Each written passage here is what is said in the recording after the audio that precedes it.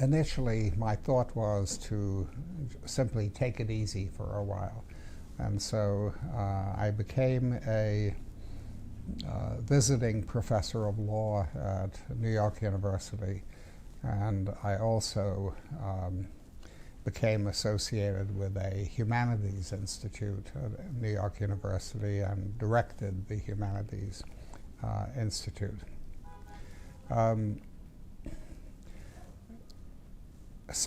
Around the time that I left the American Civil Liberties Union, a friend of mine was in the process of organizing what became the Helsinki Watch, which was simply concerned with abuses in the Soviet bloc countries, and initially principally the Soviet Union.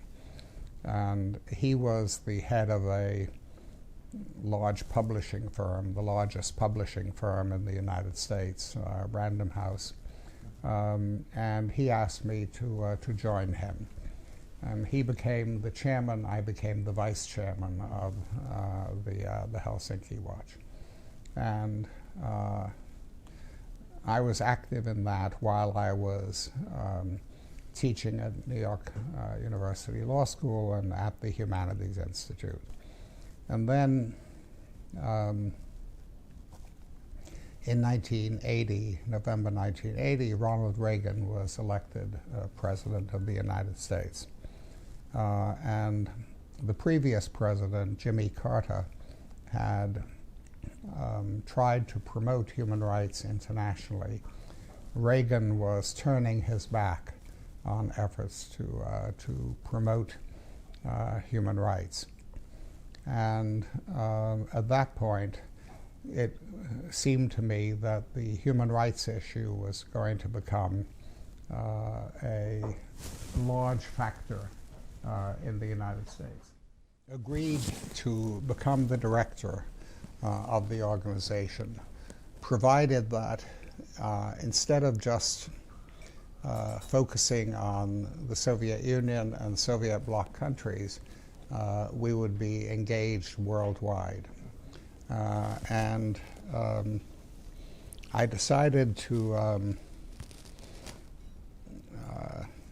expand the organization into a worldwide organization, piece by piece. I didn't think we could deal with the whole world at once. There was too much to do. So I thought if we took on one region of the world and then another, that would be the way to do it. And Reagan was particularly contradicting the Carter human rights policy in Latin America. So I started with Latin America and created an America's Watch. And 2 or 3 years later, an Asia Watch, and then an Africa Watch, and then a Middle East Watch. So altogether it took about 10 years until I felt I could operate on a global basis. And when it became global, I used the name Human Rights Watch rather than the individual names of the different regions. Planet Earth Watch. Planet Earth Watch, yeah. Would have been the... And how could you organize all this? I mean, how no, there were people coming together in every place? It had to be piece by piece.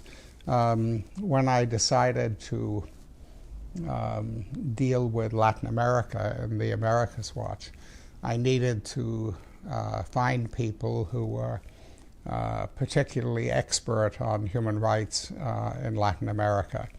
And I needed to have a board that was knowledgeable about issues in Latin America. And I could do that one area at a time. I couldn't do it all at once.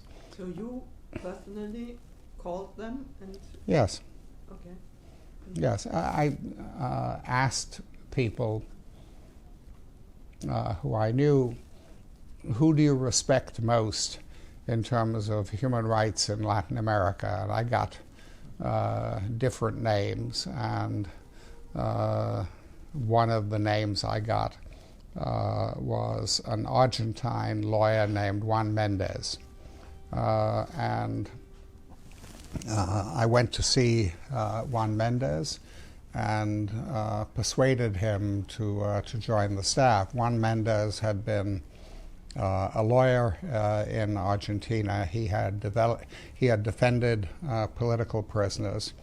When the military dictatorship was in power, he himself had been seized. He was a disappeared person.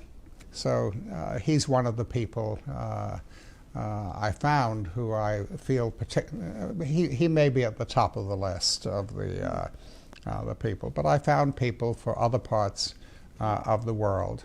And today Human Rights Watch is quite a large organization. Mm-hmm. Not as big as the American Civil Liberties Union, but it's quite large. And the American Civil Liberties Union limits itself to the United States, whereas Human Rights Watch deals with the whole world. And Human Rights Watch was founded before or after Amnesty International? I think later. Amnesty International was founded in 1961. The first part of Human Rights Watch, the Helsinki Watch, was 1978, and then took 10 years until we became global. When Human Rights Watch was created, Amnesty had a very limited agenda. It was concerned with prisoners of conscience and torture. And then it had added a concern with capital punishment. Human Rights Watch took a much broader approach. The most important innovation at Human Rights Watch is that we concerned ourselves with violations of the laws of war, that is international humanitarian law. At that stage, Amnesty didn't do anything on laws of war, violations of the laws of war. Many years later, it took that on, but it resisted taking on international humanitarian law. Human Rights Watch also dealt with violations of rights that didn't involve political abuses, so that women's rights issues or gay rights issues or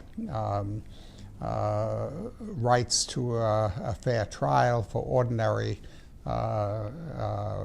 persons, or rights of prisoners who were not political prisoners but ordinary prisoners. So Human Rights Watch had a much broader agenda than Amnesty. Over time, Amnesty changed, and today there isn't a significant difference between the agenda of Amnesty International and Human Rights Watch. But in those days, it was completely different. Another thing is that initially Human Rights Watch was an American organization, and it was concerned with American foreign policy and the way American foreign policy affects human rights. Amnesty wouldn't deal with that in those days.